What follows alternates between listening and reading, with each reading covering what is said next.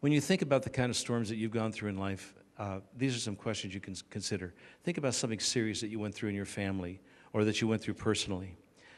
Who was it who helped you, and how did they help you? And the answer to the second question almost always includes more than one person. Sometimes it includes a whole team of people, a whole group of people that helped you through it, depending on what the crisis was. And then the third question I want you to keep in the back of your mind today is, what kind of help did you need that you did not get? Because it's very true that sometimes if someone had just done one thing for us differently at the right moment, it would have made all the difference. Now, you got through it because God is gracious to you, but what could have helped you in that situation? Keep those in your mind as we go through these ideas that we're talking about today about storms and what we have to do to avoid them. In our lives, we will find two kinds of storms that I can identify. The first are the kind that we didn't cause. And there are those in life. You didn't do anything. You didn't cause it. It just happened because life is stormy. We were never promised an easy journey from here to eternity. None of us are. So life is just stormy. Nobody has an easy traverse through this whole thing. Consider some of those and what they might be when we think about storms that we did not cause. It could be something like an unexpected financial pressure of some kind.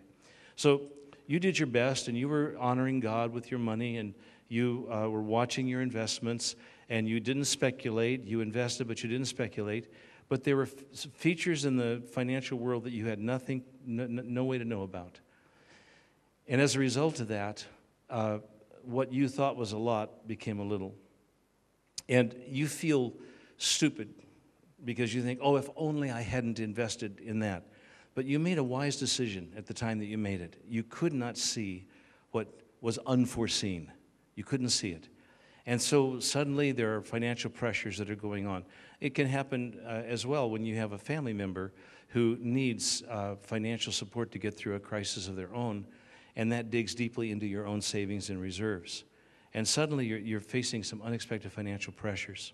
And then it's common for that to happen when somebody goes through retrenchment or relocation, because you really thought that you were in a company that was going to do well, and there was no reason for you to think that you would ever lose your job. And suddenly they walk in one day and they tell you, that we're replacing you, or we don't need you any longer.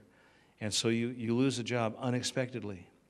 Or you get relocated from a place that is near family to a place that's away from family.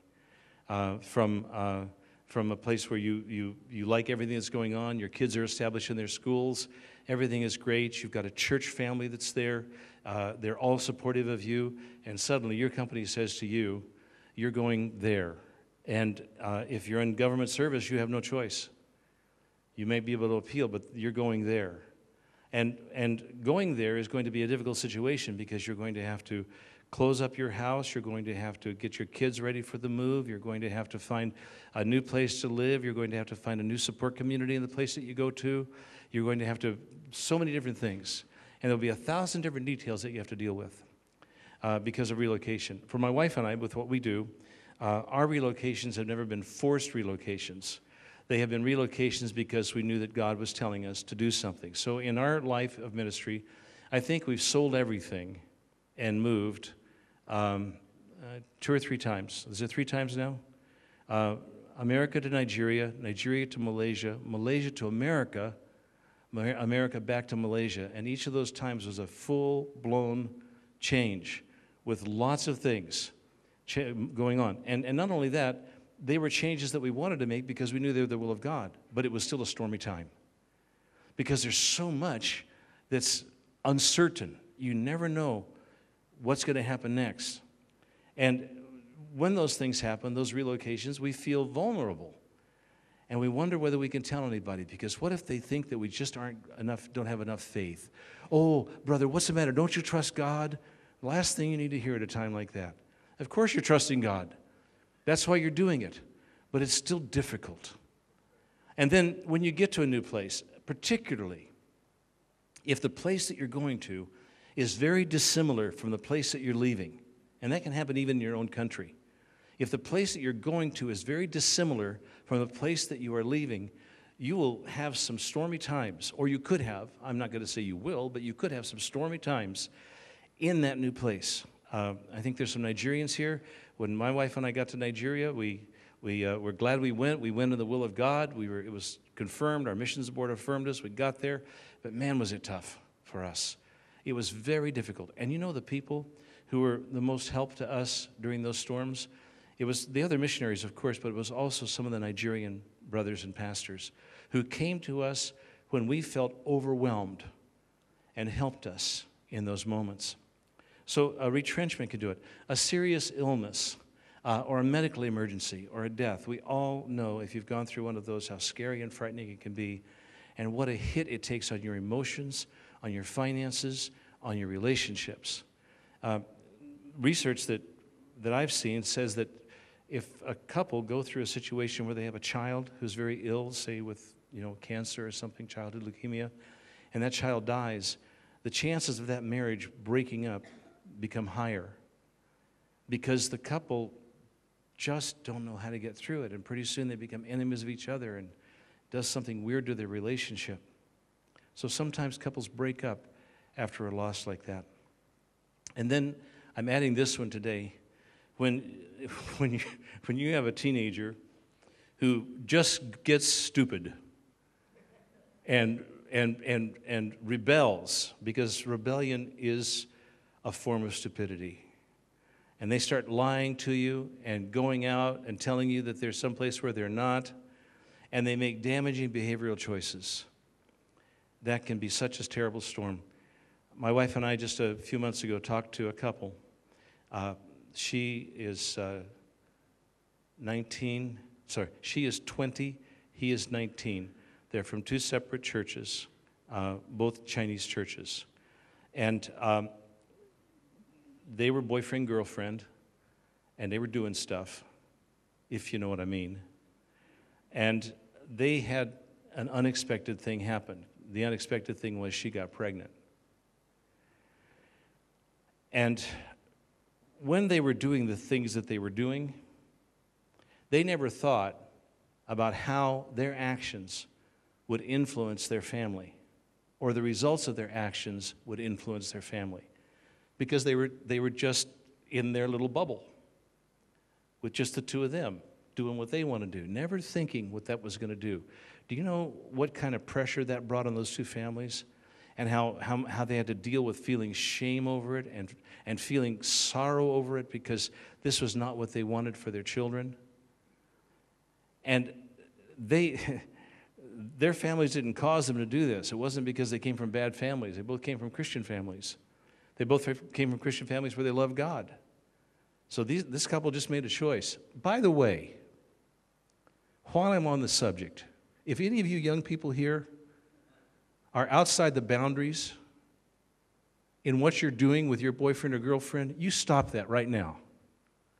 Now, I'm tired of this. You play these little games. Don't do it anymore. Create safe boundaries for yourself, because, see, they thought they were doing everything so that they wouldn't get pregnant, but they did.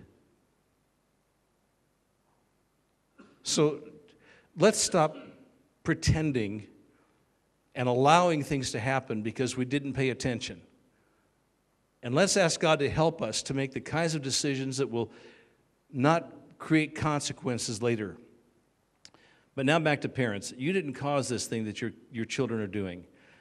You can go back and wonder, maybe if I'd prayed for them more, if I'd fasted more, if I'd done this more, if I'd done that more. You can do that forever, and it'll dig you into a hole.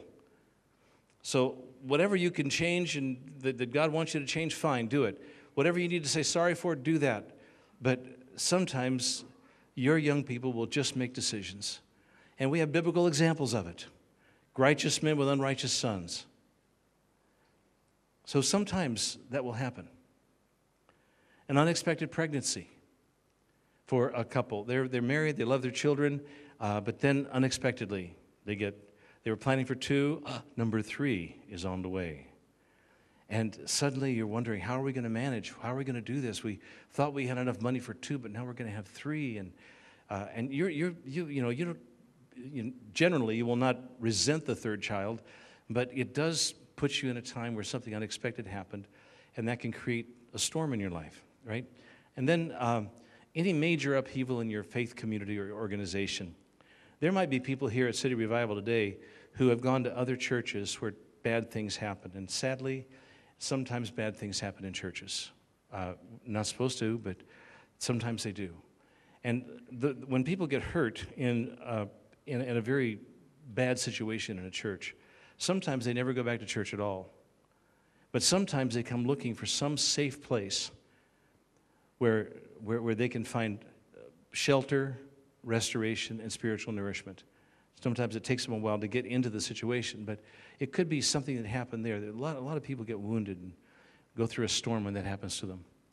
And then you could have something that's a challenge with your extended family. Again, it had nothing to do with you, but your older brother or your younger sister did something terrible, and now they're in a bad spot, and you, because of your sense of responsibility and your love, are drawn into that. It creates additional problems that you didn't think you'd ever have to deal with at this stage in your life. Now, the other kind of storms are the ones that start in us but spread to others. So we are much more culpable. We are much more involved. We have something that we could have done to keep it from happening. Just a few examples of that I want you to consider today.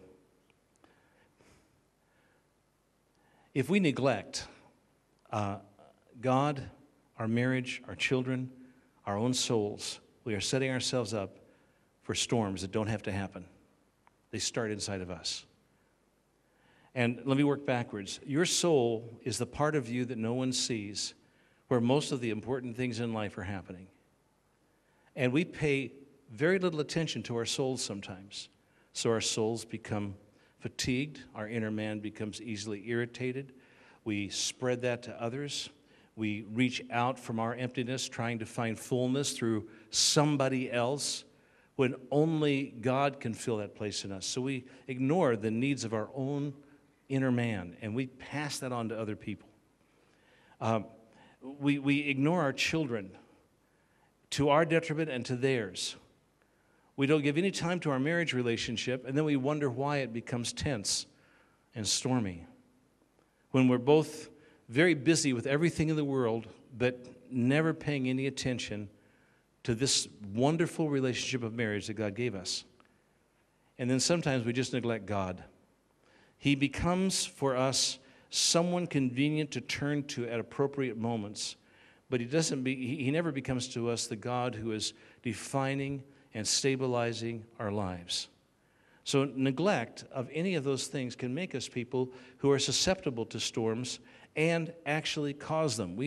It starts right there. If you look for the center of the storm, the eye of the hurricane, you find out it's in you, not outside of you.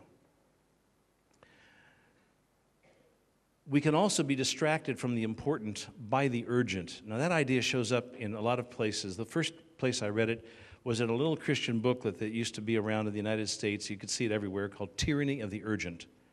That was the name of it. I think you can find it on the internet and download it as a PDF. I think it's even free.